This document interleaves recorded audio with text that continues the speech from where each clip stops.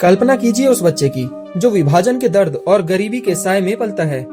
उसके पास ना तो कोई धन है और ना ही राजनीतिक ताकत, लेकिन उसके पास एक आदम्य इच्छा है अपने देश को गरीबी और पिछड़ेपन से बाहर निकालने की। यह कहानी है भारत के भूतपूर्व प्रधानमंत्री मनमोहन सिंह जी की, जिन्हें दुनिया भारत का एक शांत क्रांतिकारी कहती है। यह कहानी है उस नेता की जिसने बोलने के बजाय अपने काम से लोगों का दिल जीता। 26 दिसंबर 2024 को मनमोहन सिंह जी ने अपनी आखिरी सांसें ली। उनकी मृत्यु ने पूरे भारत को शोक में डुबो दिया। लाखों आंखें नम थी जब उनकी मृत्यु का समाचार आया। 26 सितंबर 1932 को अविभाजित भारत के पंजाब प्रांत में मनमोहन सिंह जी का जन्म हुआ। विभाजन के दौरान उनके परिवार ने अपना सब कुछ छोड़ दिया और अमृतसर में आकर रहने लगे। यह समय उनके जीवन का सबसे कठिन समय था। उन्होंने पंजाब विश्वविद्यालय से अर्थशास्त्र में स्नातक की डिग्री प्राप्त की और फिर कैम्ब्रिज विश्वविद्यालय में दाखिला लिया। कैम्ब्रिज विश्वविद्यालय में पढ़ाई के दौरान उनके प्रोफेसर ने कहा था, डॉक्टर सिंह का दिमाग एक ऐसी संपत्ति है जिसे दुनिया में किसी भी कीमत पर खरीदी नहीं जा सकती। पढ़ाई के बाद उन्होंने शिक्षा को अपना करियर चुना और दिल्ली स्कूल ऑफ इकोनॉमिक्स और पंजाब विश्वविद्यालय में पढ़ाने लगे। 1971 में भारत सरकार ने डॉक्टर सिंह को वाणिज्य मंत्रालय का आर्थिक सलाहकार नियुक्त किया। 1972 में वह भारतीय रिजर्व बैंक के गवर्नर बने। बाद में वह भारतीय योजना आयोग के उपाध्यक्ष भी बने। 1991 में भारत एक गंभीर आर्थिक संकट से गुजर रहा था।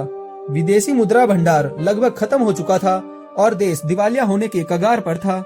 इसी दौरान प्रधानमंत्री पीवी नरसिम्हा राव ने डॉक्टर सिंह को अपना वित्त मंत्री नियुक्त किया और डॉक्टर सिंह ने अपनी बुद्धिमत्ता से इस देश की डूबती अर्थव्यवस्था को बचाया। उन्होंने आर्थिक उदारीकरण, निजीकरण और वैश्वीकरण के नए रास्ते खोले। उनके बजट भाषण में एक पंक्ति ने पूरे देश का ध्यान खींचा, भविष्य का दरवाजा हमारे सामने खुला है, हमें अपने डर को छोड़कर आगे बढ़ना होगा। उनके सुधारों और राजनीतिक प्रयासों ने भारत को दुनिया की सबसे तेजी से बढ़ रहे अर्थव्यवस्था में से एक बना दिया। 2004 में कांग्रेस ने सत्ता में वापसी की। सोनिया गांधी ने डॉक्टर मनमोहन सिंह को प्रधानमंत्री के रूप में चुना। यह पहली बार था जब किसी गैर राजनीतिक व्यक्ति ने प्रधानमंत्री का पद संभाला। उनकी नीतियों के कारण भारत की जीडीपी वृद्धि दर 8% तक पहुंच गई थी। उन्होंने शिक्षा का अधिकार अधिनियम लागू किया, जिससे महिलाओं और बच्चों की शिक्षा को पूरा किया जा सका। किंतु विपक्ष समय समय पर उनकी आलोचनाएं करता रहता था। उन्हें एक चुप प्रधानमंत्री संज्ञा दी गई, किंतु उन्होंने अपनी चुप्पी को ही अपनी ताकत बनाई और कहा, मैंने जो काम किया है अपने देश के लिए किया है, इतिहास मेरे आंकड़ों को आंकेगा। 26 दिसंबर 2024 को डॉक्टर मनमोहन सिंह जी ने 92 साल की आयु में अंतिम सांसें ली। उनका जीवन यह स्पष्ट रूप से दिखाता है कि नेतृत्व दिखावे से नहीं बल्कि अपने कर्मों से होता है। सच्ची महानता शब्दों में नहीं अथवा काम में होती है। वे उन दुर्लभ नेताओं में से एक थे जिन्होंने राजनीति को ही सेवा का माध्यम माना।